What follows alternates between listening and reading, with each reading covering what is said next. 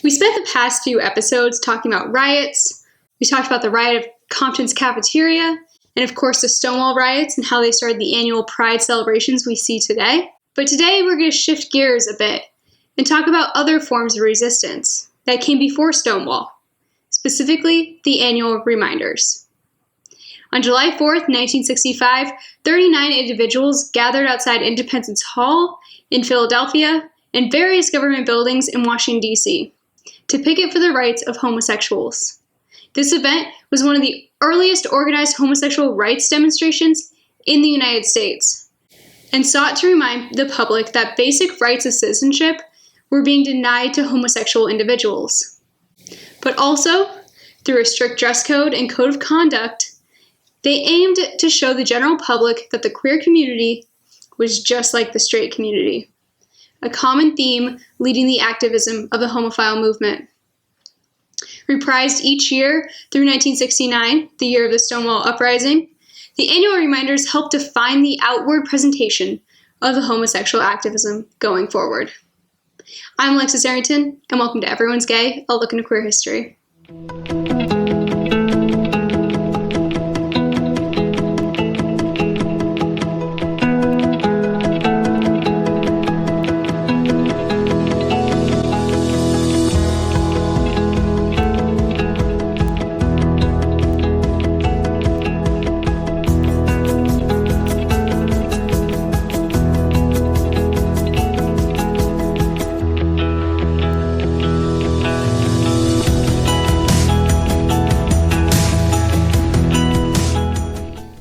After a picket at the White House on April 17, 1965, led by Frank Kameny, members of the East Coast Homophile organizations, or ECHO, began imagining a yearly event that would remind those in power, along with the general public, that homosexuals were denied the rights of life, liberty, and the pursuit of happiness, given to citizens through the Declaration of Independence and protected by the Constitution.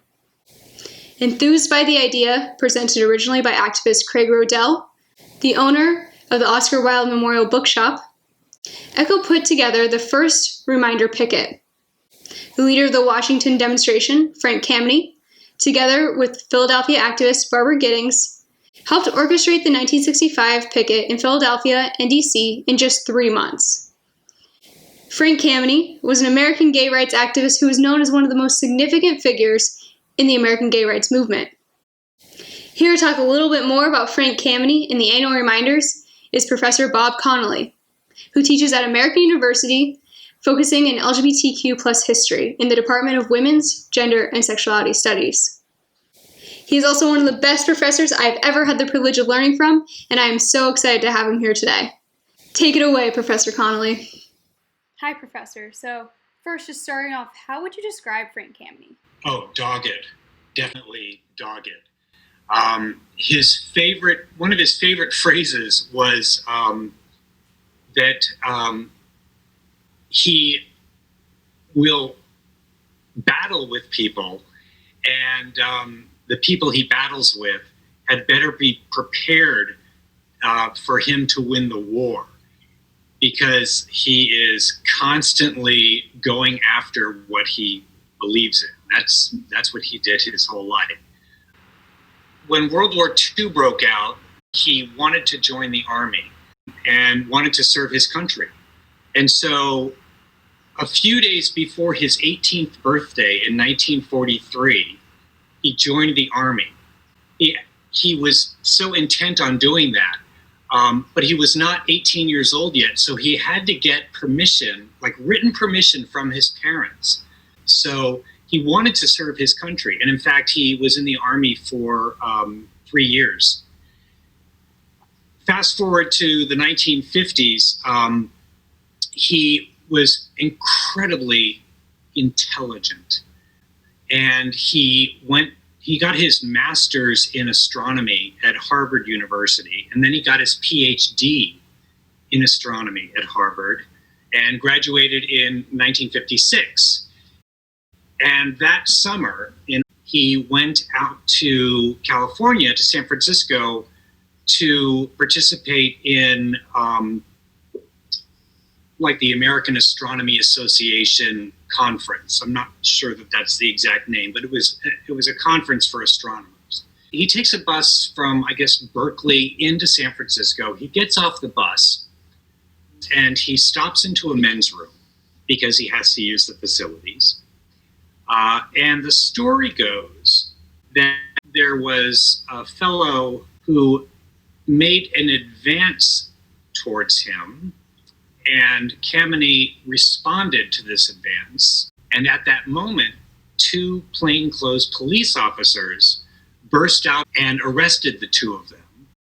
Well, the following year, in 1957, he applies for a job with the U.S. government. And on the questionnaire, there's a question that reads, "Have you ever been arrested?" And he writes, "Yes." And what is the reason for the arrest? And he wrote down disorderly conduct. He gets a job with the U.S. Army Map Service, which is very exciting for him because he's an astronomer. It's 1957. It's the very beginning of the space race. And not long after that, a couple of government federal workers came up to him and said, "We have reason to believe that you are a homosexual. What is your response to this?" And Kameny said, "Well, what is your source for this?" And they said, "Well, we can't tell you." And he said, "Well, my private life is my private life." So the government agents go away, and not long afterwards, like days or a week or so later, another government agent comes up to him and says, "You have falsified your application for the government and you're going to be dismissed." And Kameny said, "What do you mean falsified my application?" And Kameny was told that the charge for what had happened to him in San Francisco was not disorderly conduct. It was like lewd and disorderly behavior. And so in that regard, he actually had unknowingly falsified his application for working for the federal government. So that set him off, of course.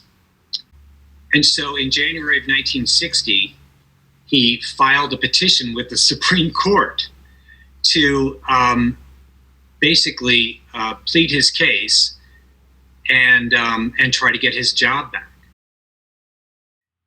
Frank and his friend Jack Nichols, who was also one of the early pioneers in the Homophile movement, founded the Mattachine Society of Washington, D.C. in 1961.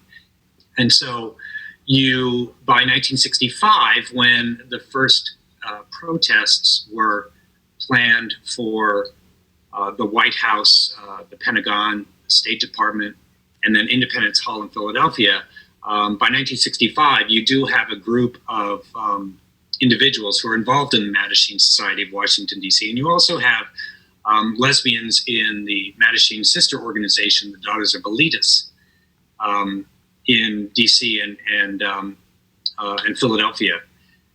So I think, as Jack Nichols says, the very first protest they held in April of 1965 at the White House drew 10 participants. I think they were a little bit scared. I think they were exhilarated. I think they realized that they were making history, and these marches, these very quiet, non-militant demonstrations where they would just walk around and with picket signs in a circle, continued until the Stonewall Uprising of 1969. So there were many good years in which they took place. Very cool. And, we look at photos and videos from this time, and it looks very different than what our celebrations and our pride parades look like now. Well, you kind of go back to the reason Frank Kameny began his fight, which was to get his job back. And so what Frank and the other members of the demonstrations wanted to prove to people was that they were employable. And one of the ways that you prove that you're employable is to look the part. And so men wore coats and ties. Women wore dresses. They were not allowed to, the demonstrators were not allowed to talk to each other or talk to passersby while they were demonstrating. They were only allowed to leave the, I do this because they're walking around in a circle. They're only allowed to leave the circle two at a time, maybe to get refreshments or something else. So there was definitely a dress code and a code of conduct as well. They wanted to look employable. And one of the participants, a woman named Lily Vincennes, says in the documentary Gay Pioneers, she said, we were so good at what we did that a lot of people thought we were actors. So it definitely, during that time period of the 65, April of 65 march at the White House, through the marches all the way up to right before the Stonewall Uprising, these demonstrators, stuck to that code of conduct and to that dress code. Awesome. I just have one last question. If you could take any lesson away from Frank Kameny, what would it be? Boy, there's so many lessons. His perseverance is so admirable. I go back to something that he once said in a class of mine. He came and he spoke to one of my classes many years ago. And I asked him, if you could be remembered for one thing, what would that be? And he didn't give me an answer that I expected. He was responsible for so much social change as far as the LGBTQ community is concerned. But he said, the one thing that I am most proud of is coining the phrase "gay is good." And he did that in 1968. There's, in fact, an article in, he was interviewed for Playboy magazine.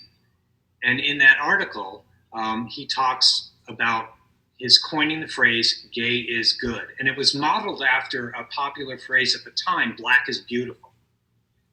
And it was just, and Frank said, I didn't want "gay is great." I didn't want "gay is fine" or "gay is awesome." I wanted "gay is good," which means normal. Gay is normal. And that's sort of the basis of everything that he fought for, is he wanted people to know that being gay is just as normal as being straight. And I think that's a good lesson to take away from his activism.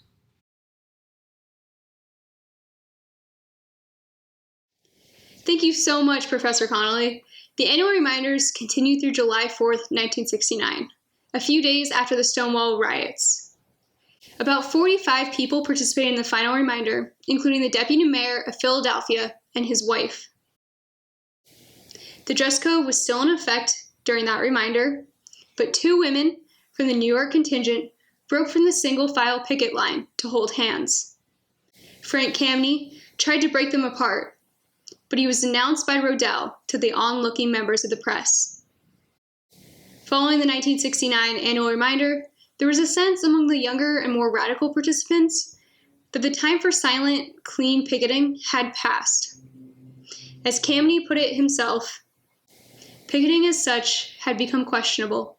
Dissent and dissatisfaction had begun to take new and more empathetic forms in society. This became clear at the 1969 meeting of the Eastern Regional Conference of the Homophile Organization, as activists including Craig Rodell proposed a new demonstration that would occur yearly. The new located event would be held in New York City and became known as Christopher Street Liberation Day, and later, Pride. If you want to learn more about this and what it took to get to that point, watch our last episode, which goes into depth talking about the history of Pride. Frank Kameny continued his activism work until the end of his life, fighting for the rights of the LGBTQ+ community and sharing his own experiences with those who would listen. He died on October 11th, 2011, which happens to be National Coming Out Day. He died of natural causes.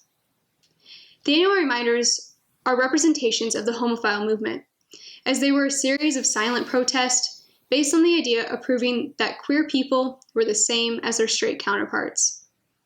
In 2005, a Pennsylvania state historical marker was placed at Chestnut and 6th Streets in Philadelphia to commemorate the annual reminders. The city also held a 50th anniversary celebration in 2015, which included a recreation of that first reminder on July 4th, 1965. To learn more about the annual reminders and Frank Kameny, check out these titles. The 2001 documentary, Gay Pioneers, that takes a look back at this first homosexual civil rights demonstration. The Lavender Scare, which is the first documentary film to tell a little-known story of an unrelenting campaign by the federal government to identify and fire all employees suspected of being homosexual. And the podcast Making Gay History, which features Frank Kameny in episode 5 of season 1. I'm Alexis Harrington, and this has been Everyone's Gay, a look into queer history. If you like this video, make sure to hit like and subscribe and share it with your friends. Also, we're on social media at Everyone's Gay Queer History on both Facebook and Instagram. I want to give a special shout out to Professor Connelly for coming to talk with us today. We'll see him again in a few episodes when we talk about Dr. H. Anonymous and fighting the APA. If you go to American University or ever find yourself on campus, make sure to look him up and take one of his amazing courses. I highly recommend. Again, I'm Alexis Harrington. This has been Everyone's Gay, a look into queer history. We'll see you next time.